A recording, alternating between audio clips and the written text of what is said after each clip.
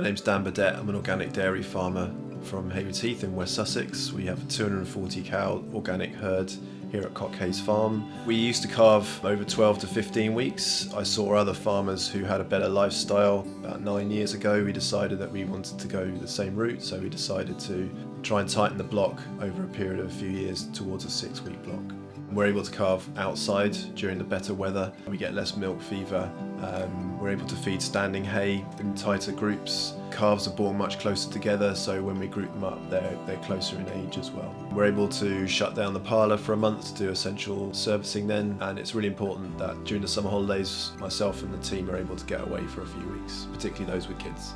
We're aiming for a 90% submission rate the first 3 weeks of service, for a conception rate of around 70%, looking to calve about 95% of the herd within a 6-week period. The first thing that we did was going to see other local farmers in our discussion group who are calving in a 6-week block to find out what they did. We used to start calving on the 1st of August. Over a period of 3 years, we brought that back a week to get more cows ready for submission, to bring the block a bit tighter by starting the calf on around the 21st, 22nd of August. Then followed lots of the protocols the other farmers were using, so housing cows 3 weeks before service to get them onto a consistent diet, putting everyone through AI refreshers, checking all the straws to make sure that they're viable, check the bull is tested, and using a straw warmer, following the right procedures for every single service in a cow, not splitting straws, serving cows on standing heat only, not on wishful thinking. So one of the major challenges is being able to keep that block. You only really get one go at that first 3 weeks, so it's really important that you follow the same protocols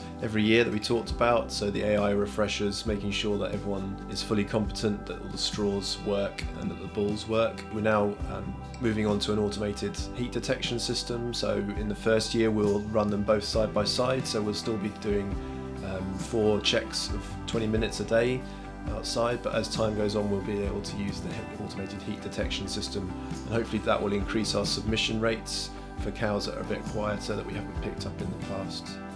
So other things that we do to keep the 6-week block would include making sure that we're benchmarking against our group. It's very fertility driven, so on our league table every year it has submission rates, conception rates, calve dates, so we're all aware of what everyone's doing, so a bit of healthy competition there.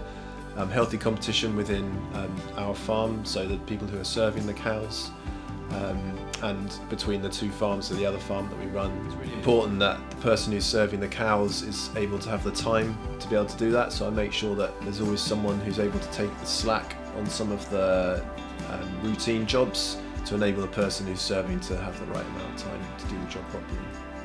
The challenge is always just to keep it going, so that's more about motivation. When it comes around to the 17th of November every year, we're resetting and starting again, so what may have happened for the previous year is forgotten, and we reset and we go again. A few years ago, one of the team was off ill for a while, and that nearly threw me.